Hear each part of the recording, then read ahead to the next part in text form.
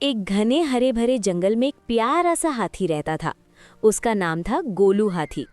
गोलू बाकी हाथियों से थोड़ा अलग था। उसका दिल बहुत बड़ा था और वो हमेशा दूसरों की मदद करता था। उसी जंगल में एक नटखट बंदर रहता था, चीकू बंदर। चीकू बहुत फुर्तीला, चालाक और थोड़ा शरारती भी था। उसे पेड़ों पर झूलना, नारियल गिराना और गोलों को छेड़ना बहुत पसंद था। और जंगल के पास एक चमचमाती झील थी। उस झील में रहती थी एक प्यारी सी पीली डक, डॉली। डॉली की चोंच चमकती थी और वो हमेशा गाना गुनगुनाती रहती थी। एक दिन सुबह सुबह पौ पौ गोलू अपनी सूंड से पानी उछाल रहा था। अरे गोलू, इतना पानी मत उड़ाओ, डॉली चिल्लाई। चीकू पेड़ से बोला, अरे उड़ाने दो, आज तो मौसम मस्त है। तीनों खूब हंसने लगे। उन्हें क्या पता था कि आज का दिन उनके जीवन का सबसे बड़ा रोमांच लेकर आने वाला है। अध्याय 2, रहस्यमयी रोशनी। दोपहर होते होते अचानक जंगल के बीचों बीच एक अजीब सी चमक दिखाई दी। डॉली बोली, ये कैसी रोशनी है? चीकू बोला, चलो देखते हैं, शायद कोई खजाना हो। गोलू थोड़ा डर रहा था, लेकिन दोस्तों के साथ वो बहादुर बन गया। तीनों धीरे धीरे उस रोशनी की ओर बढ़े। जैसे ही वे पास पहुंचे, उन्हें एक चमकता हुआ नीला पत्थर दिखाई दिया। वाह, डॉली बोली, ये तो जादुई लगता है, चीकू ने कहा।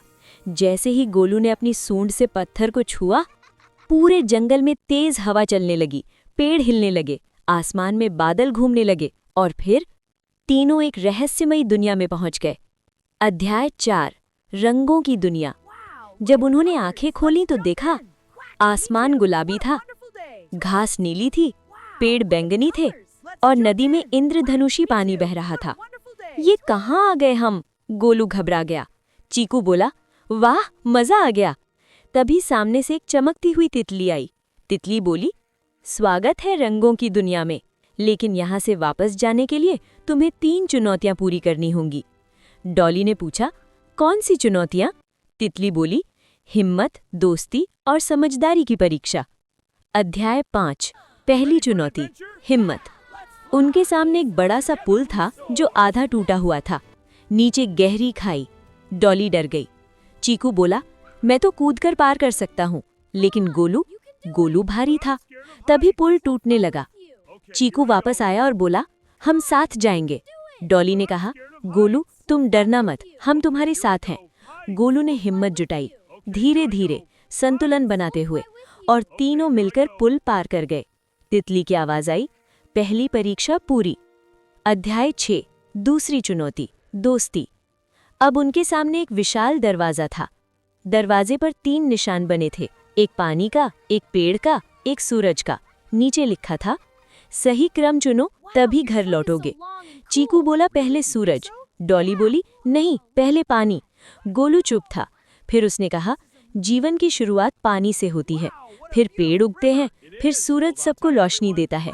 उन्होंने क्रम रखा, पानी, पेड़, सूरज। दरवाजा खुल गया।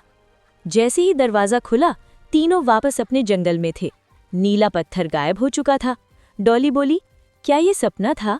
चीकू बोला, अगर सपना था तो बहुत मजेदार था। गोलू मुस्कुराया, नहीं, ये दोस्ती की ताकत थी। तीनों ने तय किया, अब वो कभी अलग नहीं होंगे। लेकिन उन्हें नहीं पता था कि जंगल में अब एक नई रहस्यमयी ताकत जाग चुकी है और असली रोमांच अभी बाकी है।